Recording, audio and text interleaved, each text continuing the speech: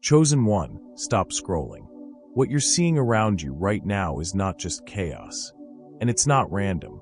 I know it feels like something is off lately. Things that once felt stable don't feel the same anymore. Systems you trusted, routines you relied on, even people you thought were consistent.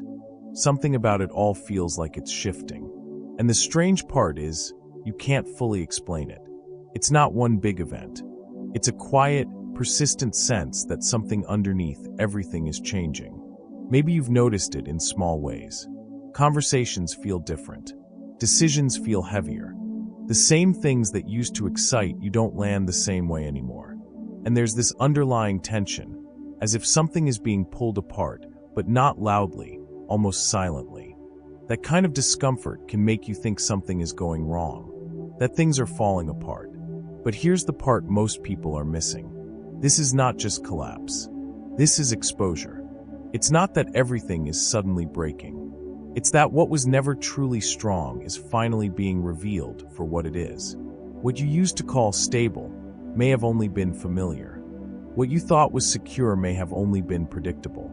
And now that predictability is being disrupted, it feels like loss, but it's actually clarity. You are not watching the world fall apart.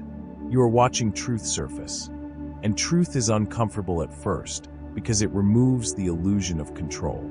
It shows you what actually holds weight and what was only standing because no one questioned it. That's why this season feels intense. Not because everything is ending, but because everything is being revealed at the same time. And if you're honest, part of you already senses this. There's a part of you that knows something deeper is happening. Not just externally, but internally too. Because as things around you start to shift, something inside you is also being forced to see more clearly. What you tolerate, what you trust, what you depend on. That's why this moment matters. Because what looks like loss is often the removal of what couldn't support where you're going. And what feels like instability is often the beginning of realignment. So no, this is not about fear. This is about whether you can stay clear while others panic. If you don't understand what's happening right now, you'll misinterpret it. You'll think something is going wrong, when in reality, something is being rearranged. Because God doesn't just bless people. He repositions them. And repositioning rarely feels comfortable at first. In Scripture, before anyone steps into clarity, authority, or influence, there is always a season where what they relied on begins to shift. Not to harm them, but to move them out of what can no longer carry them. Look at Joseph. Before he ever stood in a position of power, everything familiar collapsed. His family turned on him. His environment changed overnight. The system he thought he belonged to rejected him. But that collapse wasn't random. It was the beginning of repositioning. Because the place he started could not support the weight of where he was going. Look at David. Before he became king, his life was hidden, unstable, and full of tension. He was overlooked, underestimated, and placed in environments where nothing external affirmed his calling. But that hidden instability built something internal: strength, discernment, restraint.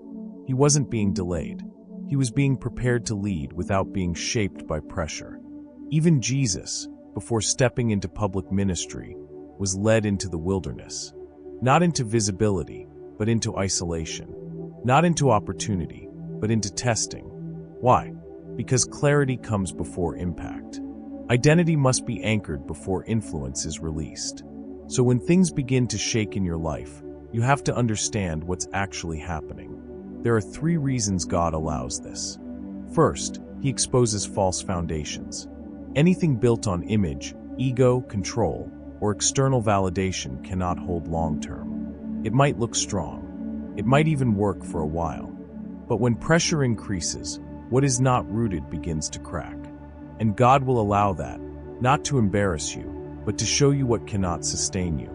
Because it's better for something unstable to break now than to collapse later when more is at stake. Second, He separates dependency from identity. Many people don't realize how much of who they are is tied to what they rely on. A system, a role, a relationship, a routine. And when that thing begins to shift, it feels like you are losing yourself. But you're not. You're being detached from what you were never supposed to depend on, because your identity was never meant to be built on something external. It was meant to remain stable, even when everything around you isn't. Third, he repositions those who are ready. Not everyone rises in a season of shaking. Some people panic. Some cling to what is collapsing. Some try to recreate what is already ending. But those who are ready move differently. They don't rush. They don't react emotionally. They pay attention. They adjust. They let go when necessary. And that's what creates space for something new. Because repositioning is not random movement. It's precise alignment. And here's the truth most people don't want to accept. God doesn't shake your life to destroy you. He shakes it to show you what cannot hold you. That relationship that feels unstable. That path that no longer feels right. That system you no longer trust the same way. It's not always something going wrong. Sometimes it's something being revealed. Because once you see clearly, you can't stay the same. You can't unsee what you now understand. So if everything feels unstable right now, don't rush to fix it. Don't panic and try to force things back to how they were. You might not be losing stability. You might be being moved to something more solid. And that's the part most people miss. The shaking is not against you. It's making space for where you actually belong. Now here's where it gets serious, because most people misunderstand this part completely. The collapse is not what destroys people. Their reaction is. When things begin to shake, financially, emotionally, structurally, people don't just lose because something external changes. They lose because internally, they cannot stay steady long enough to respond wisely. And that's the real danger in a season like this. Because pressure doesn't create chaos. It exposes how much chaos is already inside. There are 4 common reactions you will start to see everywhere. And if you're not careful, you can fall into them without even realizing it. The first is panic decisions. When uncertainty rises, people rush. They sell too quickly. They hold on to the wrong things for too long. They say yes when they should wait. They say no when they should stay. Decisions are no longer made from clarity. They are made from fear. And fear compresses time. It makes everything feel urgent, even when it's not. That's why people lose not because they lacked opportunity, but because they moved at the wrong moment. The second is chasing fast solutions. When stability disappears, people become desperate for something that feels like control. That's when quick wins, instant results, and once-in-a-lifetime opportunities start to look attractive. But most of the time, those are not solutions. They are traps designed to match your urgency. You'll see people jumping into things they didn't understand a week ago. Risky moves, emotional investments, decisions based on hype, not substance. Because when people feel behind, they stop thinking clearly. They just want to catch up. The third is following noise instead of clarity. When everything becomes uncertain, the loudest voices start to feel like the most trustworthy ones. The majority opinion feels safe. The trending direction feels correct. But noise is not guidance. Volume is not truth. And the more people talk, the harder it becomes to hear what actually matters. So people start outsourcing their decisions. They stop thinking deeply. They follow what everyone else is doing, hoping that collective movement equals safety. But it doesn't, because confusion spreads faster than clarity. The fourth is trusting what looks safe, instead of what is stable. This is subtle, but it's one of the most dangerous ones. People assume that what feels familiar is secure, that what looks polished is reliable, that what has worked before will continue to work the same way. But stability is not about appearance, it's about foundation. And in seasons like this, what looks safe on the surface can shift overnight. So people attach themselves to things that seem solid, without realizing those things were only stable under certain conditions. And now those conditions are gone. You can already see examples of this everywhere. Opportunities that look perfect on paper, but something feels off. Markets that fluctuate so fast people can't keep up. Conversations becoming more extreme, more reactive, more emotional. And underneath all of it, one thing is driving most decisions: fear. And here's the truth most people don't want to face. Fear makes people predictable, and predictable people are easy to mislead. When someone is afraid, you don't have to control them. You just have to present something that looks like relief, something that feels like certainty, something that promises control again, and they will move toward it without questioning it deeply. That's why in seasons like this, deception doesn't come looking dangerous. It comes looking helpful, logical, even necessary. But here's the twist. Not everyone will lose because of the collapse. Many will lose because they cannot stay stable. Because when everything shakes, the rarest ability is not intelligence. It's not information. It's not even opportunity. It's emotional and spiritual stability. The ability to pause when others rush. The ability to think when others panic. The ability to stay grounded when everything feels uncertain. That's what separates those who rise from those who get swept into confusion. And this is where it becomes personal, because you are not just watching what's happening around you. You are being revealed through how you respond to it. Do you react, or do you observe? Do you rush, or do you discern? Do you follow, or do you stay anchored? Because this moment is not just testing systems, it's revealing people. And the truth is, you are not being tested by the collapse. You are being revealed by how you respond to it. So the question now is not just what's happening around you, but how you stay steady inside it. Because in a season like this, stability becomes your greatest advantage. Not speed, not access, not even opportunity. Stability. The ability to remain grounded while everything around you is shifting is what protects your future. And the truth is, most people don't lose because they lack options. They lose because they move too fast, too emotionally, and without clarity. So if you want to move differently in this season, you have to become intentional about how you respond. The first thing is simple, but not easy. Slow your decisions. When things feel urgent, your instinct will be to act quickly, to fix, to secure, to respond, to do something, anything, just to feel in control again. But speed, in moments of instability, often increases risk. Because when your emotions are elevated, your perception is narrowed. You don't see everything, you see what confirms your urgency. So instead of asking, "What should I do right now?" ask, "What happens if I don't rush this?" Slowing down doesn't mean you're missing out. It means you're creating space to see clearly. The second thing is just as important. Protect your attention.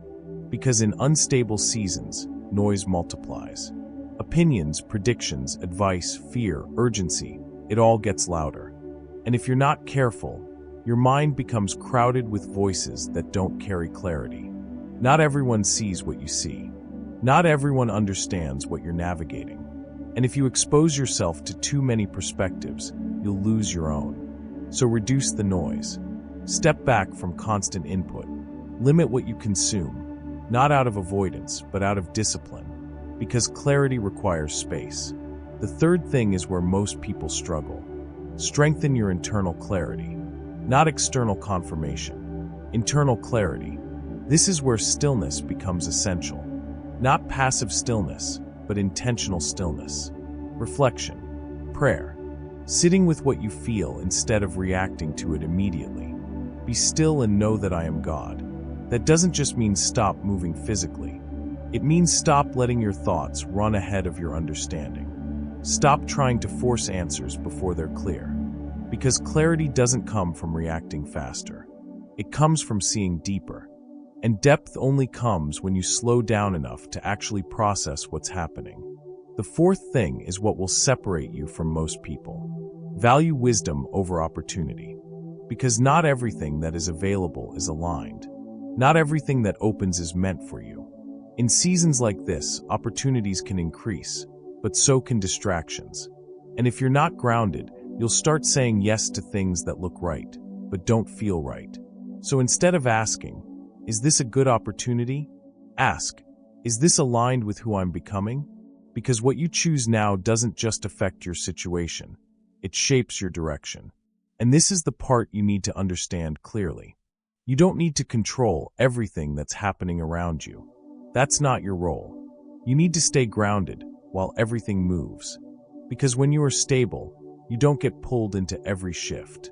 You don't react to every change. You don't chase every opening. You observe. You discern. You move with intention. And that's what keeps you aligned when everything else is unstable. So understand this clearly. This is not just about you surviving what's happening right now. This is about who you are becoming because of it. Because after everything settles, after the noise fades, after the confusion clears, after the systems stabilize in a new way, the people who will rise are not the ones who reacted the fastest. They will be the ones who stayed the most grounded. This is not just a moment of disruption. It's a moment of separation, not between people who had more and people who had less, but between people who stayed clear and people who got pulled into confusion. And that's why this matters more than you think. Because God is not just protecting you from what's happening. He is positioning you for what comes after. Positioning your mindset, positioning your discernment, positioning your ability to lead, to build, to move with clarity when others are still trying to recover. This is where the shift happens, where clarity becomes more valuable than comfort, where stability becomes more powerful than speed, where wisdom becomes more reliable than hype. And if you can hold on to those three things, you won't just make it through this season. You'll come out of it different, stronger, clearer, more aligned with who you were meant to be before everything became so noisy. So don't reduce this moment to fear. Don't rush to escape it. And don't try to recreate what's already changing. Let it reveal you. Because this isn't the end of something meaningful. It's the beginning of something more accurate. And if this message helped you see your situation differently, even just a little, take a moment to acknowledge that. Like this video as a quiet decision to choose clarity over confusion. Subscribe to Chosen by God if you want messages that keep you grounded, not overwhelmed. And comment, I choose clarity over fear. Not as a trend, but as a decision. Because in a moment like this, what you choose internally matters more than anything happening externally. This is not a collapse meant to destroy you. It's a shift designed to reveal who is ready for what comes next.